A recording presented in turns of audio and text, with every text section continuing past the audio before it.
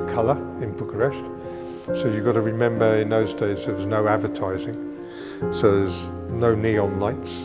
I mean, there were street lights on the main roads, but no street lights on the side streets.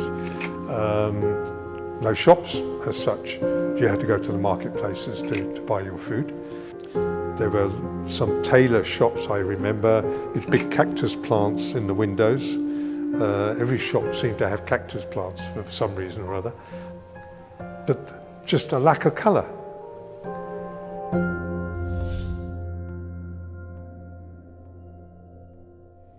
My first contact with Romania came through television coverage of the state of orphanages, so-called. So we drove over here in a van full of medical aid, baby food, all those sort of things, and literally drove across Europe, not knowing what to expect or whatever. There was a big difference in attitude when you got into the Hungarian side. When you got onto the Romanian side, it was completely different. I mean, it was just extraordinary. And I was asked for a stampila. A stamp. I mean, we never used stamps in England. Why would I need a stamp? And apparently I had to make a list of all the things that were in the vehicle and stamp it to make it official. But I don't have a stamp. Oh, no, then you can't come in. But this is, you know, for the children's side. No, you can't come in, not without a stamp.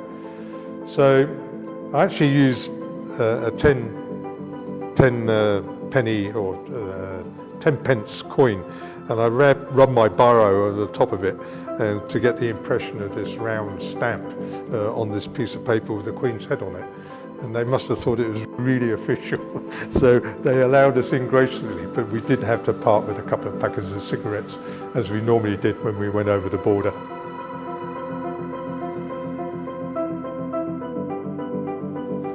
I think the first thing probably was the smell. So it was the smell of excrement and vomit. It was permeated everywhere. Then there was the rocking. The children rocking back and forth in their cots, almost as if they were in the arms of imaginary mummies, you know. And then the screaming, just children screaming, just for screaming's sake, and other children just talking to an imaginary person. So nothing that I'd ever done in my whole life actually prepared me for that moment. It was hard, very, very hard.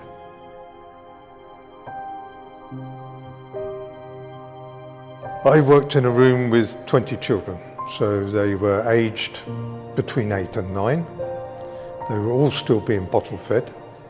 None of them had left their cots for all that we could say. They were cot bound, they couldn't walk. Some were able to sit up, some just laid there aimlessly. You had one carer for 20 children.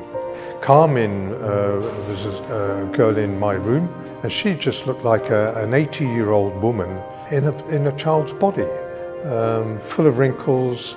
And she died in the second week that we were there, so I was working in this place for 1 month. So she was the first child to die.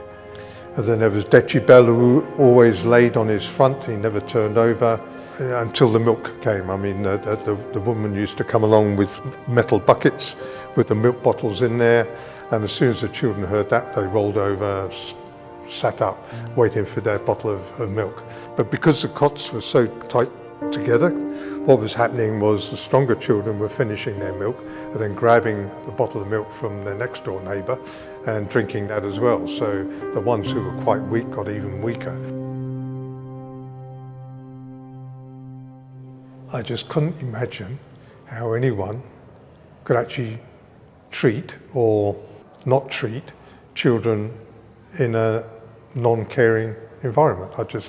The fact that they were just looking after basic needs was just completely alien to me. So we made a decision, much against the director's will, to wean these children, these 20 children in my room. And we did successfully. We got them on, because we had baby food. We brought over a lot of baby food. So once we'd started feeding the children,